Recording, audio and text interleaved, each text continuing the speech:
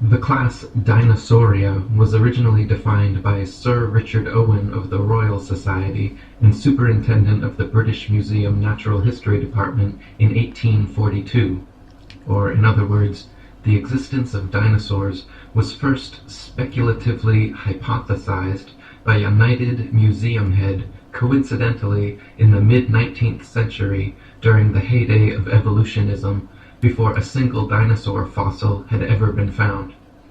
The Masonic media and mainstream press worldwide got to work hyping stories of these supposed long-lost animals, and then, lo and behold, 12 years later, in 1854, Ferdinand Vanderveer Hayden, during his exploration of the upper Missouri River, found proof of Owen's theory. A few unidentified teeth he mailed to leading paleontologist Joseph Leidy, who several years later declared them to be from an ancient, extinct Trachodon dinosaur, which, beyond ironically, means rough tooth. Firstly, it should be needless to say that it is impossible to reconstruct an entire hypothetical ancient animal based on a few teeth. But even more importantly, it is dubious that a myriad of ancient reptile, bird, and reptile mammal transitional forms necessary for the blossoming theory of evolution would be hypothesized and then conveniently discovered by teams of evolutionist archaeologists purposely out looking to find such fossils. And it is even more dubious that such fossils have supposedly existed for millions of years, but were never found by or known to any civilization in the history of humanity until evolutionism's Masonic Renaissance in the mid-19th century. David Wozni wrote, "Why are there no discoveries by Native Americans in all the years previous when they roamed the American continents? There is no belief of dinosaurs in the Native American religion or tradition. For that matter, why were there no discoveries prior to the 19th century in any part of the world? According to the World Book Encyclopedia, before the 1800s, no one ever knew that dinosaurs existed. During the late 1800s and early 1900s, large deposits of dinosaur remains were discovered. Why has man suddenly made all these discoveries? No tribes, cultures, or countries in the world ever discovered a dinosaur bone before the mid-1800s, and then they were suddenly found all over the world in North America, South America, Europe, Asia, Africa, Argentina, Belgium, Mongolia, Tanzania, West Germany, and many other places apparently had large deposits of dinosaur fossils never before seen. All these places were inhabited and well explored for thousands of years before this time. Why had no one ever found a dinosaur fossil before?" According to the book The Dinosaur Project, paleontological journalist Wayne Grady claims the period following this, from around 1870 to 1880, became a period in North America where some of the most underhanded shenanigans in the history of science were conducted. In what was known as the Great Dinosaur Rush, or the Bone Wars, Edward Drinker Cope of the Academy of Natural Sciences and Othniel Marsh of the Peabody Museum of Natural History began a lifelong rivalry and passion for dinosaur hunting. They started out as friends, but became bitter enemies during a legendary feud involving double-crossing, slander, bribery, theft, spying, and destruction of bones by both parties. Marsh is said to have discovered over 500 different ancient species, including 80 dinosaurs, while Cope discovered 56. Out of the 136 dinosaur species supposedly discovered by the two men, however, only 32 are presently considered valid, as the rest have all proven to be falsifications and fabrications.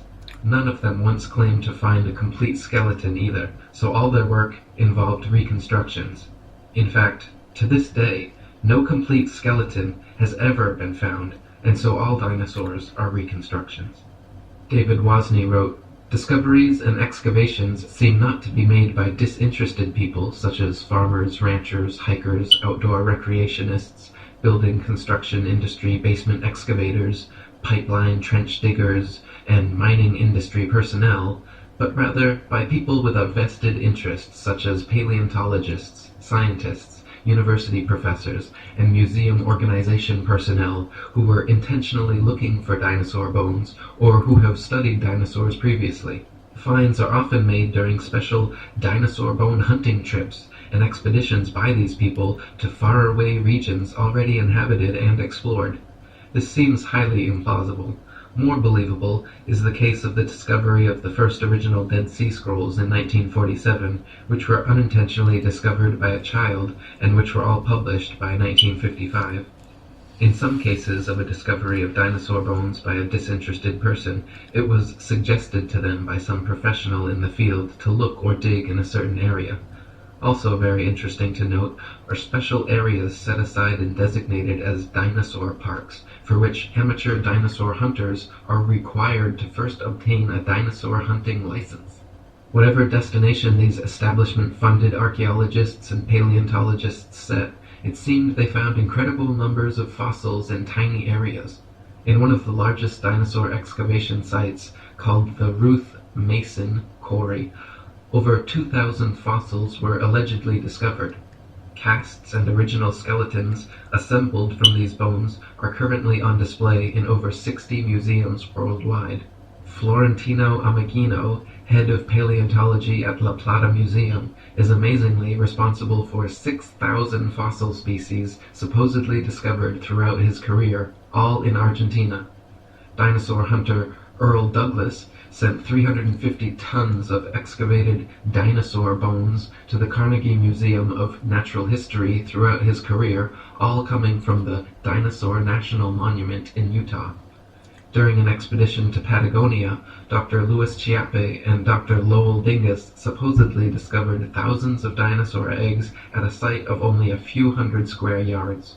Many experts have mentioned how such finds of huge quantities of fossils in one area by just a few highly invested individuals goes against the laws of natural probability and lends credence to the likelihood of forgeries or concentrated planting efforts.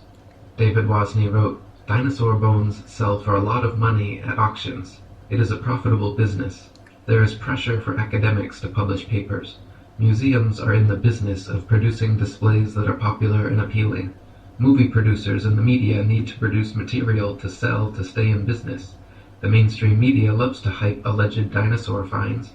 Much is to be gained by converting a bland, non-dinosaur discovery of a bone of modern origin into an impressive dinosaur find and letting artists' interpretations and imaginations take the spotlight rather than the basic, boring, real find. There are people who desire and crave prestige, fame, and attention. There is the bandwagon effect and crowd behavior. And then there are people and entities pursuing political and religious agendas. Highly rewarding financial and economic benefits to museums, educational and research organizations, university departments of paleontology, discoverers and owners of dinosaur bones, and the book, television, movie, and media industries may cause sufficient motivations for ridiculing of open questioning and for suppression of honest investigation. The fact that T-Rex bones have sold at auctions for upward of $12 million shows how lucrative the field of dinosaur hunting can be, and it just happens to be museum officials who serendipitously seem to make the most prolific finds. The first dinosaur to ever be publicly displayed was the Hadrosaurus folci at Edward Drinker Cope's Academy of Natural Sciences in Philadelphia. The bones were co-discovered by Joseph Leidy, Cope's esteemed professor, and the man responsible for the Trachodon Toothosaurus. The original Hadrosaurus reconstruction, which is still on display today, shows a huge plaster-cast bipedal reptile standing upright using its tail as a third leg. What few people know, however, is that no skull was ever discovered and no original bones were put in the public exhibit.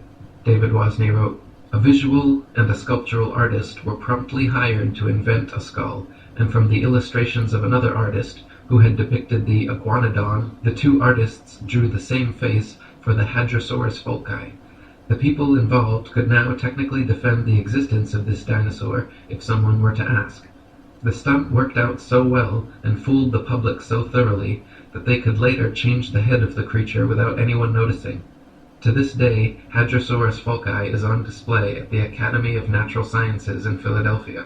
The bones are said to be kept behind heavy closed doors, but a plaster copy is exhibited in their place. So we learn of an iguana skull being substituted for the skull of a dinosaur on display.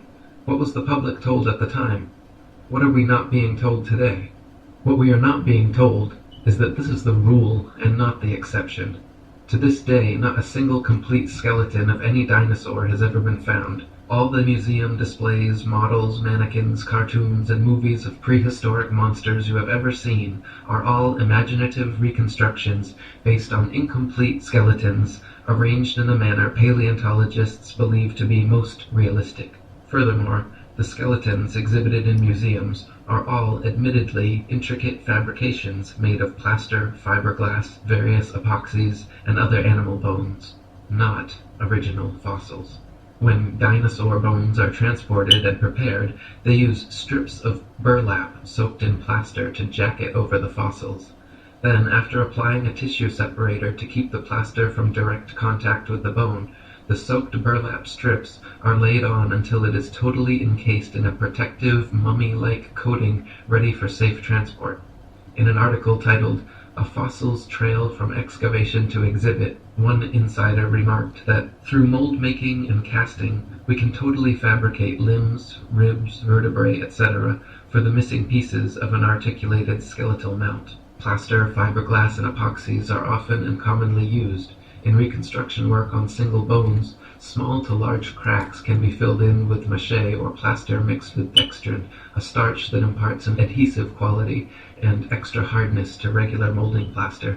We've also had success using epoxy putties. Large missing fragments can be sculpted directly in place with these same materials. In other words, museum personnel work with plaster and other materials to transport and fabricate skeletons and missing or incomplete bones all the time. In fact, the huge dinosaur bone displays found in museums across the world are admittedly carefully prepared fakes. No independent researcher has ever examined a real dinosaur.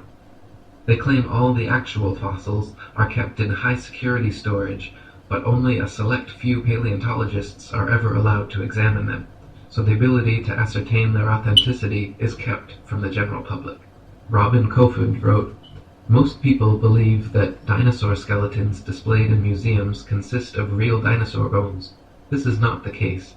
The real bones are incarcerated in thick vaults to which only a select few highly placed researchers hold a key, which means that no independent researcher has ever handled a Tyrannosaurus rex bone. When people unaffiliated with the paleontological establishment attempt to gain access in order to study these dinosaur bones, they are met with refusal upon refusal. Only around 2,100 dinosaur bone sets have been discovered worldwide, and out of these, only 15 incomplete Tyrannosaurus rex bone sets have been found. These dinosaur bone sets have never formed a complete skeleton, but from these incomplete bone sets, paleontologists have constructed a hypothesis about the appearance of the whole skeleton, which they have modeled in plastic. If thousands of long necks and large carnivorous reptiles had really roamed the earth, we wouldn't only have found 2,100 dinosaur bone sets, but millions of bones, with ordinary people tripping over them when digging in their vegetable patches." David Wasney wrote, "When children go to a dinosaur museum, are the displays they see displays of science, or displays of art and science fiction? Are we being deceived and brainwashed at an early age into believing a dinosaur myth? Deep, probing questions need to be asked of the entire dinosaur business. There may have been an ongoing effort since the earliest dinosaur discoveries to plant, mix, and match bones of various animals, such as crocodiles, alligators, iguanas, giraffes, elephants, cattle, kangaroos, ostriches, emus, dolphins, whales, rhinoceroses, etc., to construct and create a new man-made concept, prehistoric animal called the dinosaur, where bones from existing animals are not satisfactory for deception purposes. Plaster substitutes may be manufactured and used. Some materials similar or superior to plasticine clay or plaster of Paris would be suitable. Molds may also be employed. What would be the motivation for such a deceptive endeavor? Obvious motivations include trying to prove evolution, trying to disprove or cast doubt on the Bible and the existence of a God, and trying to disprove the young Earth theory. The dinosaur concept implies that if God exists, he tinkered with his idea of dinosaurs for a while, then probably discarded or became tired of this creation, and then went on to create man. The presented dinosaur historical timeline suggests an imperfect God who came up with the idea of man as an afterthought, thus demoting the biblical idea that God created man in his own image. Type dinosaur skulls into a search engine and you will find a variety of replicas, tailor-made dinosaurs, and museum-quality skeletons. One of the largest and most renowned suppliers of fake dinosaurs is the Zigong Dino Ocean Art Company in Sichuan, China, which provides natural history museums worldwide with ultra-realistic dinosaur skeletons made from real bones. Chicken, frog, dog, cat, horse, and pig's bones are melted down, mixed with glue, resin, and plaster, then used as base material for recasting as dinosaur bones. They are even given intentional fractures and an antiquated, fossilized look to achieve the right effect.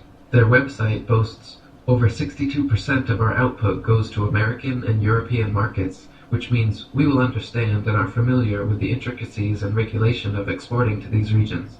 Since we are a partner of dinosaur museums, all products are made under the guidance of experts of the Chinese Academy of Sciences. We have gained a global sales network reaching the USA, Brazil, France, Poland, Russia, Germany, Saudi Arabia, South Korea, Thailand, Indonesia, exhibited in Peru, Argentina, Vancouver, Cincinnati, Chicago, and other places. As Alan Fiducia, University of North Carolina paleontology professor, wrote, "I have heard there is a fake fossil factory in northeast China, in Liaoning province, near the deposits where many of these recent alleged feather dinosaurs were found." Or as David Wozni wrote, "The possibility exists that key dinosaur bones on display have been artificially modified through sculpture and carving. Bone sculpture is not an unknown human activity. Many cultures participate in creating man-made objects out of existing bones, totally unrecognizable from the original shape. Is the dinosaur industry a customer of this sort of business? Is it possible that dinosaur skeleton replica are secretly assembled or manufactured in private buildings out of public view, with bones artificially constructed or used from a number of different modern-day animals? Why bother having any authentic original fossils at all if alleged replicas please the public?" Another problem with dinosaurs is their unnatural structural dynamics.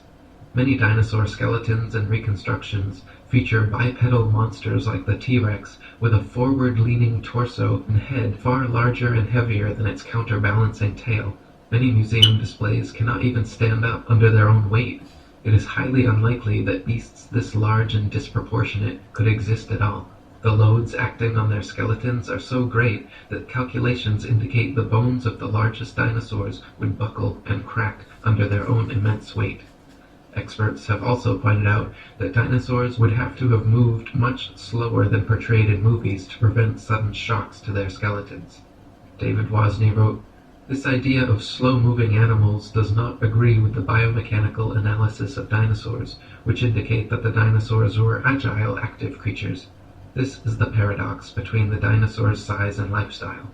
Many displays and drawings of dinosaurs appear to be an absurdity, showing a two-legged animal that would be totally off balance, with the weight of head and abdomen much greater than weight of tail, which is supposed to act as a counterbalance. Is the dinosaur industry a case of science trying to meet public desires or expectations? The movie Jurassic Park is an example of showing dinosaurs much larger than any current displays in museums. After the movie came out, it is interesting to note that many articles were written asking, 'Is this possible?' I can recall a report of dinosaur DNA being discovered preserved in amber, which later turned out to be false."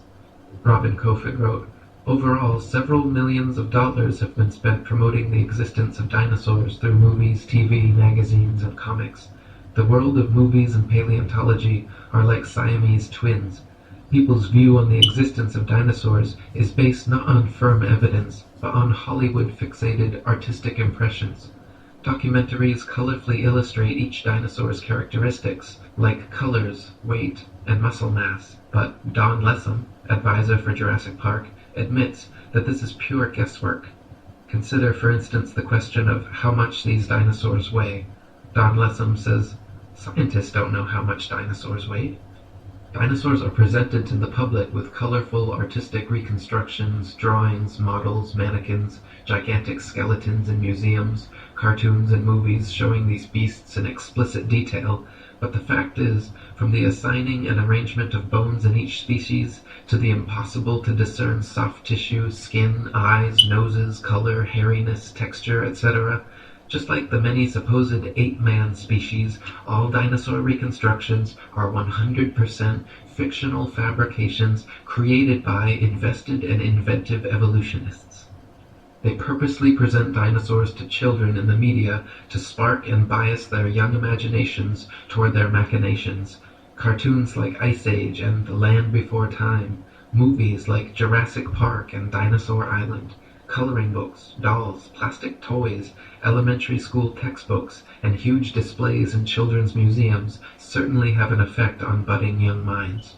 National Geographic and the Ice Age movies were produced by Mason Rupert Murdoch's News Corp and 20th Century Fox. The Masonic production company Universal Studios created Jurassic Park and The Land Before Time. They are owned by Comcast, whose main shareholders are Masons, J.P. Morgan, and the Rothschilds. Discovery Channel, which features many dinosaur documentaries, is also financially advised by N.M. Rothschilds and Son Limited. Former paleontology student Michael Forsell claimed on a radio interview with leading paleontologist Jack Horner that he was a total fraud, fabricating evidence and perpetuating the myth of dinosaurs. He continued on saying, "I started my career in the field of paleontology only to leave my studies once I realized the whole thing was a sham. It's nonsense. Most of the so-called skeletons in museums are actually plaster casts. They even do it openly on documentaries now, preserving the bones my ass. I struggled as a student mainly because I could not tell the difference between a fossilized egg and an ordinary rock, and of course there is no difference. I was treated like a leper when I refused to buy into their propaganda and promptly left the course. Dinosaurs never existed. The whole shebang is a freak show. They just grab a couple of old bones and form them into their latest Frankenstein's monster-like exhibit. We are all being fooled and it's wrong, but together we can stop it."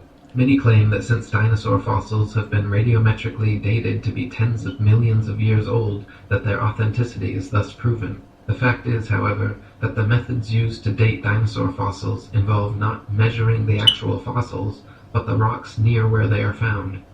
Most fossils are found near the surface of the Earth, and if a modern-day animal were to die in the area, paleontologists would be likely to date them the same age. Dr. Margaret Helder, in her book Completing the Picture, a handbook on museums and interpretive centers dealing with fossils, she writes, "Scientists used to be very impressed with the potential of radiometric for coming up with absolutely reliable ages of some kinds of rocks. They do not feel that way anymore. Having had to deal with numerous calculated dates which are too young or too old compared with what they expected, scientists now admit that the process has many more uncertainties than they ever would have supposed in the early years. The public knows almost nothing about uncertainties in the dating of rocks. The impression that most people have received is that many rocks on Earth are extremely old and that the technology exists to make accurate measurements of the ages. Scientists have become more and more aware, however, that the measurements which the machines make may tell us nothing about the actual age of the rock." One of the main reasons that evolutionists needed the existence of dinosaurs was to answer the complicated problems present in the theory of evolution, including sea-dwelling animals evolving into land-dwellers, reptiles evolving wings, feathers, flying and becoming birds, as well as other reptiles evolving warm blood, live births, breasts, and becoming mammals, through their imaginary multi-million-year timeline and a variety of supposed transitional dinosaur forms. The paleontological establishment has been promoting various sea dinosaur, reptile/birds, and reptile/mammals to bridge these gaps. Many professionals and experts in the field have disputed such findings as often as they have been presented, however. Dr. Storrs Olson, a Smithsonian Institute scientist, wrote, "The idea of feathered dinosaurs and the theropod origin of birds is being actively promulgated by a cadre of zealous scientists acting in concert with certain editors at Nature and National Geographic, who themselves have become outspoken and highly biased proselytizers of the faith. Truth and careful scientific weighing of evidence have been among the first casualties in their program, which is now fast becoming one of the grander scientific hoaxes of our age. No authentic feathers have ever been found with dinosaur fossils, though a few exposed hoaxes certainly attempted to fake it. Dr. Olson called the adding of feathers to their findings hype, wishful thinking, propaganda, nonsense fantasia, and a hoax. In the 1990s, many fossils with feathers were supposedly discovered in China, suspiciously close to the Zhejiang Dino Ocean Art Company, but when examined, Dr. Timothy Rowe found the so-called Confuciusornis was an elaborate hoax. He also found the Archaeoraptor, supposedly discovered in the 90s, was composed of bones from 5 different animals. When Dr. Rowe presented his findings to National Geographic, the head scientist reportedly remarked, "Well, all of these have been fiddled with." National Geographic then proceeded with their news conferences and media stories about the Archaeoraptor fossils being genuine and having found the missing link in evolution. Robin Kofod wrote, "In 1999, National Geographic magazine was busted when they presented in a colorful and fancily presented article The Missing Link, an Archaeoraptor dinosaur which was supposed to support the basic tenet of evolutionary theory that dinosaurs had slowly developed over millions of years. Their proof consisted of a fossil where carefully arranged bone imprints gave the impression of a creature half dinosaur and half bird. The scam was discovered during a CT scan which uncovered unnatural bone links. National Geographic magazine was later forced to admit, when pressured, that the fossil was man-made." Paleontologists claim that Archeopteryx is another transitional form of bird evolved from dinosaurs, but this theory falls on its face against overwhelming evidence to the contrary. Other species like Confuciusornis, liaoningensis, and Eolalavis have all been found to be contemporary with the Archaeopteryx and are indistinguishable from present-day birds. Alan Fiducia from University of North Carolina, one of the most famous ornithologists in the world, stated, "I've studied bird skulls for 25 years, and I don't see any similarities whatsoever. I just don't see it. Theropod origin of birds, in my opinion, will be the greatest embarrassment of paleontology of the 20th century." Larry Martin from the University of Kansas, a paleoornithologist, says, "To tell you the truth, if I had to support the dinosaur origin of birds with those characters, I'd be embarrassed every time I had to get up and talk about it." Even if dinosaurs did evolve into birds to fill their evolution gap, it does not explain how something like the common housefly could have evolved. Flies flap their wings simultaneously 500 times per second. Even the slightest dissonance in vibration would cause them to lose balance and fall, but this never happens. How could they evolve such an amazing and specialized ability? Why were dinosaurs never discovered before the evolutionist renaissance in the mid-19th century? Why do paleontologists think they can reconstruct an entire species of ancient animal from a few teeth? Why have so many dinosaur discoveries turned out to be hoaxes? Why are all authentic dinosaur fossils kept under tight lock and key away from any independent analysis? Why has erosion and weathering not destroyed all these supposed prints and fossils that are allegedly millions of years old? If dinosaurs were supposedly wiped out by a meteor impact or other such catastrophe, why is it that all the other various animal species that exist today were not similarly wiped out? There are many more questions which need to be answered before anyone in their right mind should consider the existence of dinosaurs anything but a convenient evolutionist myth. Robin Kofod wrote, "The paleontological establishment can control which hypotheses will be constructed through textbooks and the curriculum. In this way, students are brainwashed into a pseudo-reality controlled by text material and the teacher's authority. A short practical example. A random dental bone is found at an excavation site, and from this dental bone the rest of the skeleton is guessed at. We are not kidding about this. The entire dinosaurian field of the paleontological program is a sham."